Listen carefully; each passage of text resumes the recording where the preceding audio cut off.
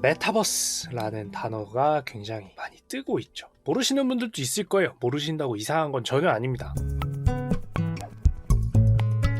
자, 메타는 여러분 메타 정보할 때 메타에 어떤 것이 있고 실제로 존재하고 그거를 본뜬 핵심 정보들을 본뜬 무언가를 이제 메타라고 보통 합니다. 머릿속에 그려보자면. 그래서 여러분들 데이터를 다룰 때, 뭐 엑셀을 다룰 때는 또는 여러분들 뉴스 기사나 이런 거 찾아볼 때 메타 정보라는 건 뭐냐면, 자, 실제 정보는 하루에도 수만 개씩 터져 나오는 뉴스 기사 그 자체가 실제 정보예요. 예를 들면 여기서 메타 정보는 뭐냐면 기사의 총수, 카테고리 수, 글자 수 이런 것들을 정리해 놓은 정보가 있다면 실제 기사 전체 정보, 토탈 정보의 메타 정보라고 볼 수 있어요. 그럴 때도 이제 메타라는 단어가 등장을 합니다. 그래서 실제 그 자체는 아니지만 거기서 비롯된 본뜬 무언가, 그런 것을 말하는 거예요. 즉 여기서는 머릿속에서 너무 복잡하게 깊게 들어가지 마시고 실존하는 무언가가 전체에 어떤 뭔가가 있고 거기로부터 얻어낸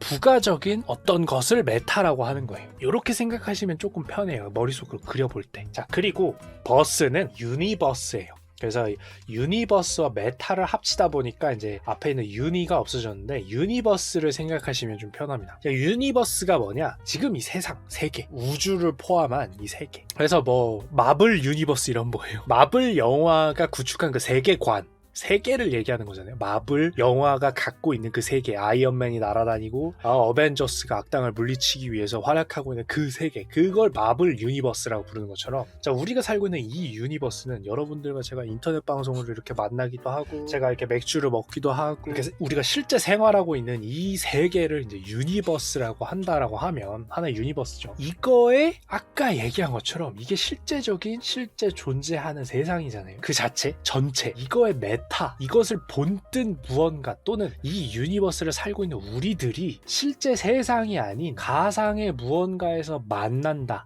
실제 세상이 아닌 어딘가, 실제 세상 같은 어딘가, 실제 세상과 연결되는 어딘가에서 만난다라고 하면 그곳은 어디인가? 바로 메타 유니버스, 메타버스라는 거예요. 이해하기 쉽죠? 지금 살고 있는 이 세계에 우리들이 이렇게 살고 있는데 가상세계 어딘가에서 여러분들과 뭐 뒷두님, 수탄사님, ABC님, 킴펌프님, 에코니님, 그리고 막 서울사람님, 막시무스님, 우리들이 어느 가상세계, 실제 세계가 아닌 어딘가에서 만날 수 있는 어떤 새로운 가상의 유니버스가 형성되어 있고 거기를 우리가 놀러 갈 수 있게 된 거예요. 거기가 바로 메타버스예요. 실제 세상은 아닌 본뜬 무언가. 근데 이제 제가 오늘 설명드리면서 약간 이제 정리정돈을 하려는 이유는 뭐냐면 그 누구의 잘못도 아니고 애초에 지금 메타버스라는 단어는 약간 급작스럽게 많이 화두가 돼서 완벽하게 누구의 정리가 옳다라고 하기는 조금 힘들어요. 물론 옛날에 소설에서 등장한 메타버스라는 어떤 컨셉이나 메타버스와 유사한 어떤 것을 연구하는 여러 가지 이론이나 논문들이 있지만 지금 우리가 논의하는 메타버스가 정확히 그거냐라고 하면은 그거는 합의하는 과정도 어차피 굉장히 오랜 시간이 걸릴 거고, 이 와중에 저라는 사람은 이 메타버스에 대해서 여러분들이 이해하기도 쉬우면서 이거 메타버스야 라고 여러분들이 좀 받아들일 수 있도록 저만의 정리를 좀 해서 갖고 온 건데요. 자, 여러분들도 지금 대충 얘기를 들으면서 게임 같은 거네, 그죠? 가상 환경을 만들어 놓고 거기서 만날 수 있게, 지금 실존은 우리 유니버스의 사람들이 그 메타 유니버스에서 이제 만날 수 있게 되어 있다면 마치 게임 환경, 즉 시뮬레이션 환경이라고도 할 수 있겠고요. 그렇게 구축을 해놓으면 메타버스인 거네는 맞아요. 오케이. 자, 뭐 단계를 나눌 수도 있겠지만 일단은 이 환경까지가 기본적인 겁니다. 그래서 약간의 부연 설명을 하자면 우리가 이제 VR이라는 거나 뭐 이런 것들을 끼고 접속해서 그곳에서 만나고, 뭐 컴퓨터를 통해서도 상관없습니다. 자, 특정 환경의 공간에 가게 되고 그 공간 안에서 여러분들과 만나고 떠들고 하는 것들도 중요합니다. 여기서 잊으면 안 되는 게 공간을 제공한다는 겁니다. 가상 세계라고 할 만한 공간이라는 무언가가 제공되는가가 어쨌든 핵심적인 요소 중 하나입니다. 핵심적인 요소. 왜냐면은 실제 유니버스에 있는 우리들이 그곳으로 가서 만난다라는 개념이 어느 정도는 녹아들어 있는 설명이에요, 지금.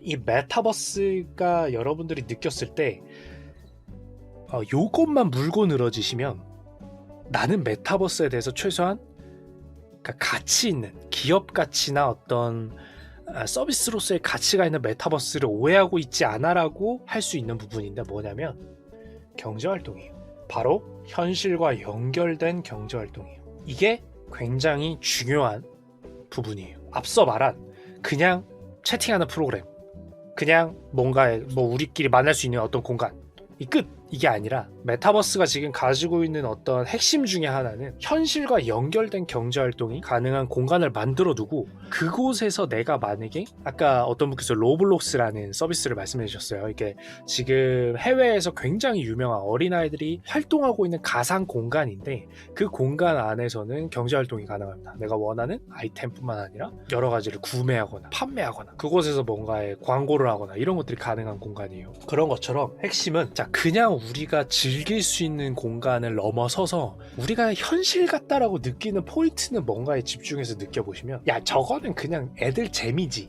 랑 저거는 영향력이 꽤 크지라고 할 때 우리는 뭘 보고 느껴요? 경제를 보고 느껴요. 경제금융.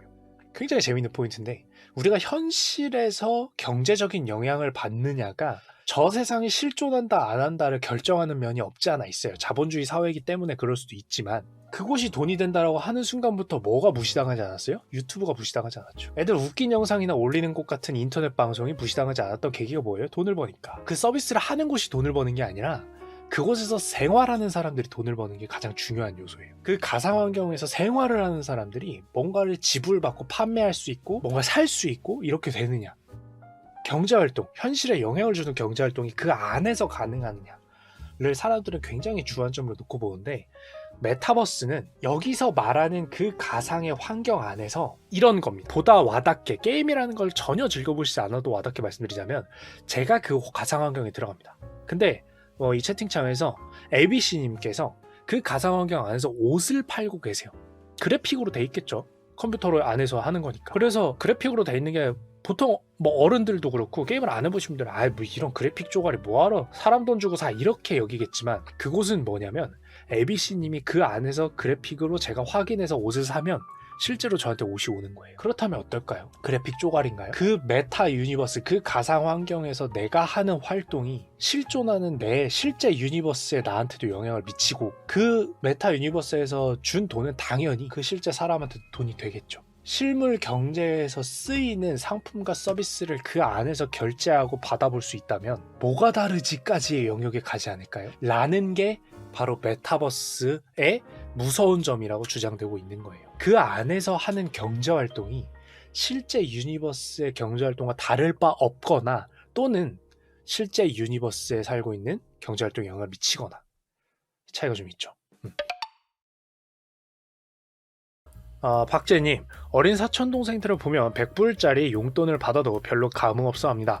참고로 이제 100불은 10만원 정도입니다. 11만원 정도. 게임머니를 얻는 걸 훨씬 좋아하고 희열을 느껴야 합니다. 제가 포트나이트라고 써주신 건 게임 이름이에요. 그냥 총싸움하는 게임 아니야? 라고 느낄 수 있는 구성이거든요. 포트나이트가 이제 우리나라의 배틀그라운드라는 총 쏘는 게임의 약간 판타지 버전이라고 생각을 하시면 됩니다. 건축 요소가 좀 들어가 있는 판타지 버전. 저 사람은 어떻게 게임을 저렇게 잘하지라고 생각하실 필요 없어요. 전 게이머입니다. 그것도 진성 게이머.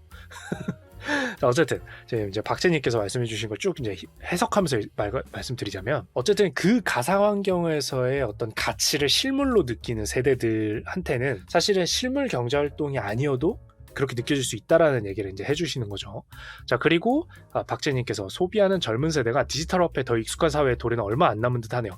그렇죠. 중요한 포인트죠. 그러니까 우리가 느끼는 저는 지금 설명을 드릴 때 게임을 전혀 모르시는 분들을 위해서 실물 경제에 완벽히 영향을 미치는 메타버스를 설명을 드린 거예요. 내가 디지털 옷가게를 쇼핑한 것이 실제 옷으로 나한테 전달된다면 여러분들 그 메타버스는 실제 유니버스에 영향을 주는 굉장히 영향력이 큰 메타버스가 되겠죠 라고 말하는 것처럼 메타버스를 게임을 모르시는 분들이 조금 더 잘 와닿게 설명을 드린 건데 반대로 얘기하면 나는 저 게임 안에 있는 게임 머니도 나한테는 진짜 중요한 요소야. 난 저 게임 안에 있는 캐릭터도 정말 중요한 요소라고 생각하는 사람한테는 그 게임 자체에서 발생하는 경제활동도 메타버스로 느껴질 수 있는 거예요. 그러니까 약간의 사람마다의 또 차이가 생겨요. 근데 핵심은 뭐다? 실제 유니버스에서 중요하다고 생각할 만한 활동들이 가능한 가상 환경을 메타버스라고 한다라고 생각하시면 돼요. 그 사람마다 조금씩 차이가 있을 수밖에 없는 부분이 왜 생기는지 아시겠죠, 이제. 실제 유니버스에서 나한테 중요해. 우리가 살고 있는 이 세상, 이 세계, 이 우주, 네. 이 우주에서 나한테 중요해라고 생각하는 건 사람마다 조금씩 다를 수 있잖아요. 메타버스 사람마다 이제 어떤 게임 안에 있는 재화 상품도 자기한테 중요하다고 느껴지면 그분들한테는 이제 그것도 이제 메타버스라고 느껴질 수는 있는 거예요.